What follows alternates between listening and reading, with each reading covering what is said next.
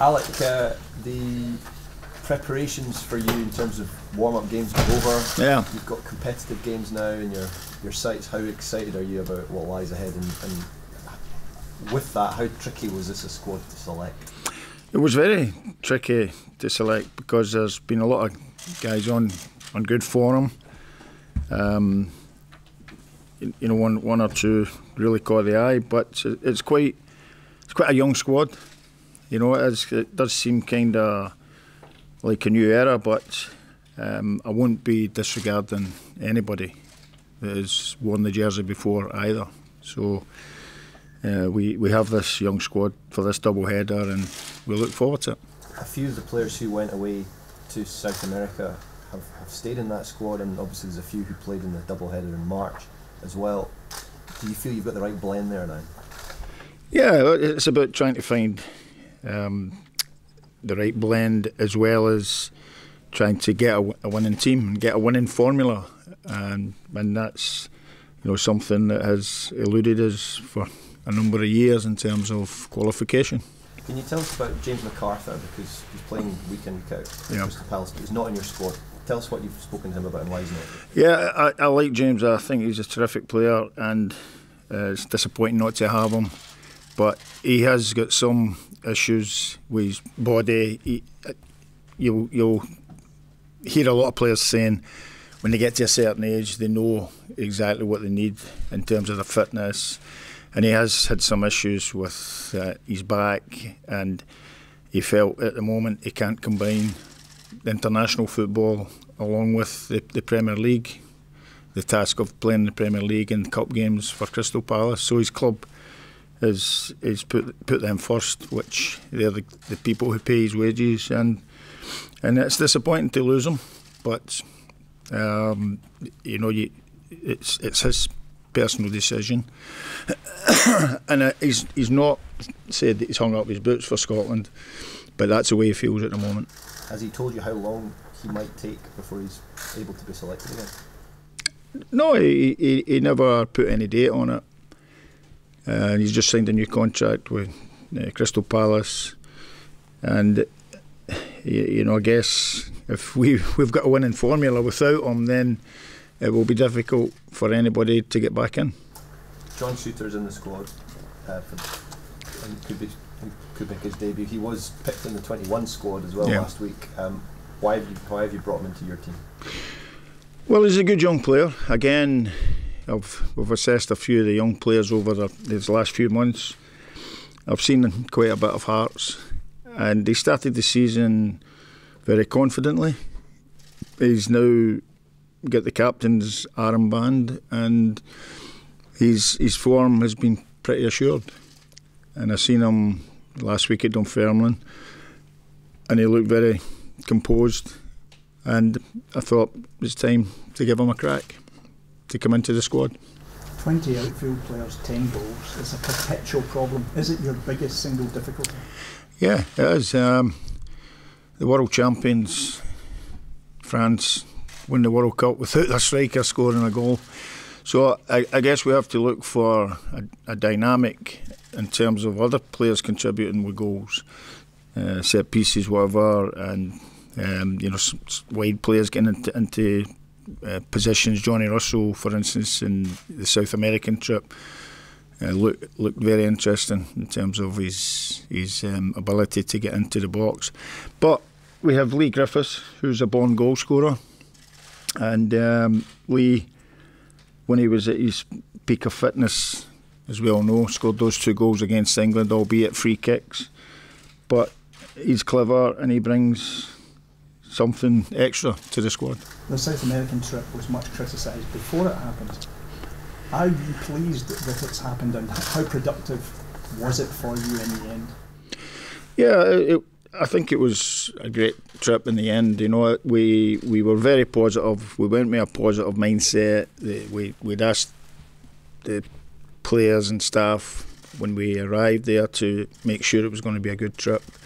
Something that the players will never forget the rest of their life. I remember my very first trips with the national team as well, as if it was yesterday. And there was a lot of them, a lot of the players, everybody on the trip deserved to get a cap. and including young Lewis Morgan, and that made it really worthwhile, to see all the new young players playing in the trip.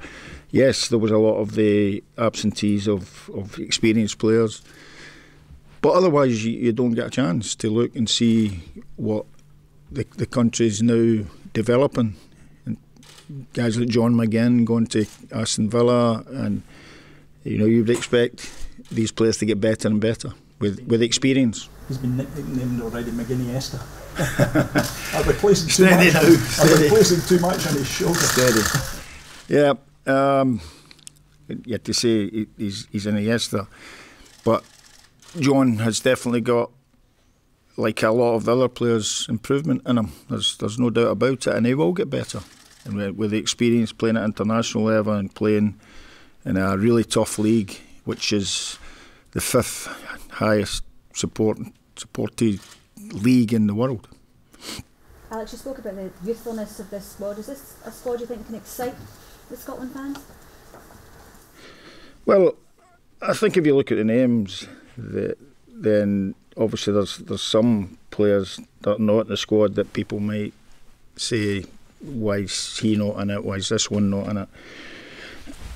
But I think that if you look at the players, the teams that they're playing at, the experience they're getting, then it's quite a consistent bunch of players. And I really do feel that the young players can make a real impact for the national team. And it's a nod to the future players that can play for the full campaign. Yeah, absolutely. The players that are... Sorry, what would you say there? Because of the age of all these players, these are players that you expect to play for the full campaign. Yeah, well, again, we made some concessions in the summer when players had been playing for the last 2 years practically, when you think of some of the Celtic players. And I think it was right that we allowed them not to come on the trip. And because, if you play young players too much, there can be the problem of fatigue and injuries, especially when some of them still developing. But I think they're now getting to that maturity level now where they can play an entire season for Scotland and for their clubs as well. Belgium, first up, obviously they did so well at the World Cup. You've had a spell in Belgium as well. What is it they're doing that you think is bringing them success at the moment? Belgium? Yeah, they've got 1 or 2 world-class players, maybe even more than that when you consider De Bruyne and Eden Hazard. They have Premier League defenders in there, Alderweireld, and just a top team. And Belgium, for years and years, have been producing fantastic players. When I was in club football, and first started out on it, I went to see a lot of games in Belgium because you could perhaps pick up a player a little bit cheaper than in the British market. So I've always been a big admirer of Belgian football. You've mentioned just scoring goals, Alex, previously. How impressed have you been with Oliver McBurney's start at Swansea, and how important could he be for you in this campaign as well if he kicked on? Again, he's a young guy, and young people are allowed to, you have to allow them to make mistakes at times, and McBurney is maturing. He started the season, as you said, very well. He's scoring goals, he's making goals, he's causing defenders problems. Again, there's things that he can improve on, and the more he's involved with international football, then the more he'll improve. Is that why the likes of these Belgian games? Should have had a couple of goals by now, Big Ollie. When you think of the chances, Costa Rica turning back in to the strength of the defender instead of just pulling the trigger. So he should have been off the mark. It'd be nice to see him getting off the mark. Having that raw potential, though, that must be something that really excites you, that these players can mature into top goal scorers, if you can see that at the moment. Well, we've been crying out for a Kenny Dalglish for the last 20 years, haven't we? And it's the challenge. Part of the challenge for the players is to show that they can flourish in the colours of Scotland. Looking at the other end of the pitch between Callum McGregor start with Rangers in their defensive. Yeah. How well they've done so far. Is that also now becoming a big question for you in terms of who starts between the sticks? Absolutely, yeah. What's your thoughts on it? You'll have to wait and see. Might that depend on what happens on Sunday? Well, you never know. But they're two great goalkeepers, and we have obviously the other goalkeepers who came to South America with us, Jordan, John McLaughlin. They've all had really good seasons, and they've still kept up that consistency. So, we're quite lucky in that department. If you look at the start of the league up here, Hearts are top, but Rangers, Celtic, Aberdeen, Hibs tucked in behind. Yeah. It looks like it's going to be very competitive, certainly between those big five teams. Mm-hmm. How much does that keep your enthusiasm, or even raise it for in terms of competition for places in your squad? I think it's brilliant for the Scottish game that we have that competition. Rangers and Celtic, if they're predominantly over the last few years, they kind of ran away with things, but now there has been a resurgence. Aberdeen have been very consistent. Hibs are looking an exciting team. Hearts top of the league, as you said. Motherwell, look at that game yesterday. It was a fantastic game, and I believe that having this competition in the Premier League has definitely sparked it up a wee bit, which is why people like John McGinn are getting recognised, going down. Scott McKenna's under scrutiny as well now, with I would think English clubs as well as Celtic's interest. Talk about Scott McKenna. Obviously, he's going to establish himself as one of your first picks. Yeah. You've lost him through injury. You've also lost Christophe Berra. How big a blow is that to the central defence? Well, we're quite lucky in terms of that side of the defence. Having people like Kieran Tierney there, and the fact that Scott, and it's obviously a blow to lose Scott. He's actually been very consistent in the last internationals that he's played, and he's grown with every game, I feel. So losing him is a little bit of a blow, but we have really good players that can go in instead of these injured guys. Just looking ahead, Alex, obviously it's a big week for the SFA with the decision about Hampden. What's your thoughts on that? It's business, isn't it? It's difficult for me to say that it's right or it's wrong. Obviously, get fantastic memories of playing at Hampden, which will always be there with me.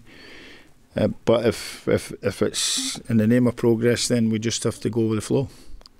If we see what happens, we'll wait to hear what the decision is.